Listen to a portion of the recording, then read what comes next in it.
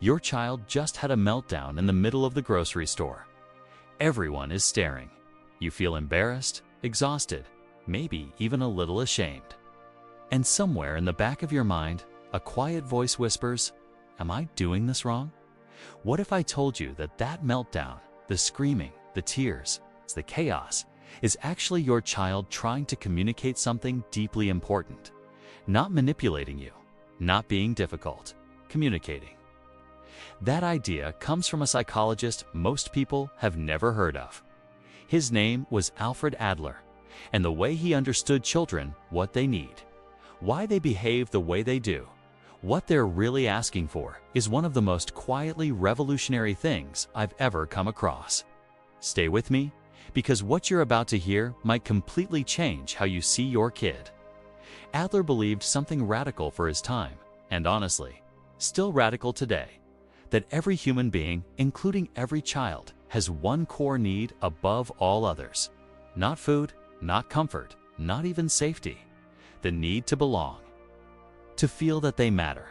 To feel that they have a place. Think about that for a second. Your child, from the moment they arrive, is asking a question they don't have words for yet. Do I belong here? Do I matter to you? Everything they do, the cuddles, the defiance, the tantrums, the silence, the laughter is, in one way or another, an attempt to answer that question. And here's where it gets interesting. Adler made a distinction that most parenting books still haven't fully caught up with. He said that children misbehave not because they're bad, not because they're broken, but because they become discouraged. They've started to believe, somewhere deep down, that the only way to belong is through negative behavior. Not consciously, not with intention. But if a child feels invisible when they're calm and suddenly gets all the attention when they act out, their brain learns something. It learns this works. It's not manipulation, it's adaptation. It's a child doing the only thing they know how to do to feel like they exist. So the next time your child pushes every single button you have, try asking yourself a different question. Not what is wrong with them, but what are they trying to find? That small shift from judgment to curiosity is the beginning of everything Adler has to teach us. Now here's something Adler said that I think every parent needs to hear, especially on the hard days. He believed that the goal of parenting is not to raise an obedient child. It's to raise a child who chooses to cooperate. There's a world of difference between those two things. An obedient child does what they're told because they're afraid of what happens if they don't. A cooperative child does what's right because they understand why it matters and because they feel respected enough to want to contribute. And the only way you get the second kind of child is by treating them from very early on as a person worthy of respect. Not a small adult, not a project to be managed, a person. This doesn't mean letting them run the house. Adler was very clear that children need structure and limits. But he insisted that those limits be set with warmth, not fear. With explanation, not just authority. One of Adler's most beautiful and practical ideas is what he called encouragement. And it sounds simple, but it's actually quite different from what most of us do without realizing it. Most of us praise results. You got an A? I'm so proud of you. You won the game? Amazing. And that feels good in the moment. But Adler noticed something. Praise tied to outcomes teaches children that their worth depends on their performance. And what happens when they fail? Which they will, because everyone does. Encouragement, in Adler's sense, is something else entirely. It's recognizing effort. It's acknowledging the process. It's saying, "I saw how hard you worked on that," instead of "you're so smart." It's saying you kept going, even when it was hard, instead of "you're the best." The difference is subtle, but the effect on a child's inner world is enormous. One message says, "You are loved when you succeed." The other says, "You are loved, period." And a child who receives that second message regularly, not perfectly, regularly grows up with a kind of quiet confidence that no amount of gold stars can create. Here's another idea from Adler that I find genuinely comforting. He believed that birth order matters not in a rigid, deterministic way, but in the sense that where a child lands in the family genuinely shapes how they see the world. A firstborn child often feels a particular kind of pressure. They had their parents all to themselves, and then one day, everything changed. They tend to grow up feeling responsible, sometimes a little anxious, often highly attuned to expectations. A middle child lives in a world of comparison, always someone older to look up to, always someone younger getting the baby treatment.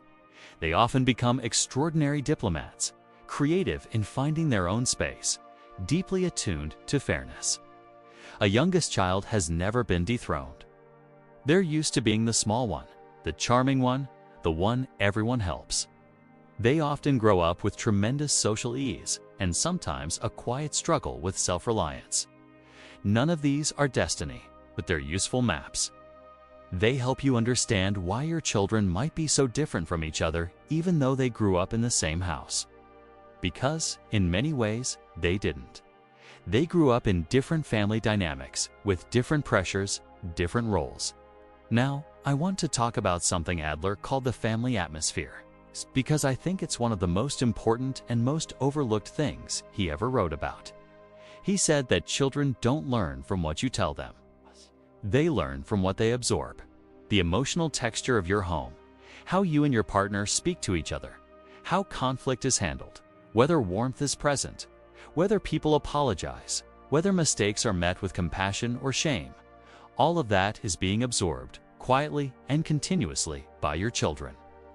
This isn't meant to be a source of guilt. It's meant to be a source of power, because it means that some of the most important parenting you ever do happens in moments that have nothing to do with your children at all. How you handle stress, how you repair after an argument, whether you say I'm sorry when you've been wrong. Children are watching all of it, and they're learning what relationships look like. What they learn in your home will become their template for their friendships, their partnerships, their own families one day. Adler also spoke a great deal about what he called social interest, the idea that a healthy, fulfilled human being is one who feels genuinely connected to others, who cares about the community, who contributes. And he believed this quality isn't innate, it's cultivated. Mostly by parents, mostly at home. So how do you cultivate it? You give children real responsibilities, not as punishment and not as chores to be suffered through, but as contributions to the family. When a child feels like they're genuinely needed, when they know that the family is a little better because of what they did, something important happens inside them. They feel capable. They feel like they belong not just as a receiver of love, but as a giver of it. Even a 3-year-old can water a plant, set napkins on the table, feed the dog. The task matters less than the message. We need you. You are part of this. I want to pause here for a moment, because I know that what I'm describing might sound like a lot, like a very high bar. And I want to say, gently, that Adler was not describing perfection. He was describing direction. You will lose your temper. You will say the wrong thing. You will have days where you're too depleted to be patient, too overwhelmed to be curious, too exhausted to encourage. That's not failure. That's being human. What Adler asks of us is not that we be perfect parents. It's that we stay oriented toward connection, toward respect, toward encouragement, even imperfectly. Even on the hard days, especially on the hard days. One last idea I want to leave you with, and it might be the most powerful one. Adler believed that children are always moving toward a goal, not always a conscious goal, not always a healthy one, but a goal. When they act out, they're usually moving toward one of 4 things: attention, power, revenge, or avoidance. And each of those goals tells you something about where they are emotionally. A child seeking attention is saying, I don't feel seen. A child seeking power is saying, I don't feel respected. A child seeking revenge is saying, I've been hurt and I don't know what else to do. A child seeking avoidance is saying, I'm afraid of failing and I'd rather not try. When you can read the goal beneath the behavior stops feeling like an attack. It starts feeling like a message. and you can respond to the message instead of reacting to the behavior. That, more than any technique or strategy, is the heart of what Adler offers parents, not a formula. A lens, a way of seeing your child that assumes, always, that there is something human and understandable behind whatever they're doing, even when it's hard, even when it's exhausting, even when you don't understand it yet. The children who grow up feeling that they belong truly, unconditionally belong, don't just turn out okay. They turn out generous, resilient, curious about the world, capable of real intimacy, not because they were raised perfectly, but because they were raised with love that saw them clearly.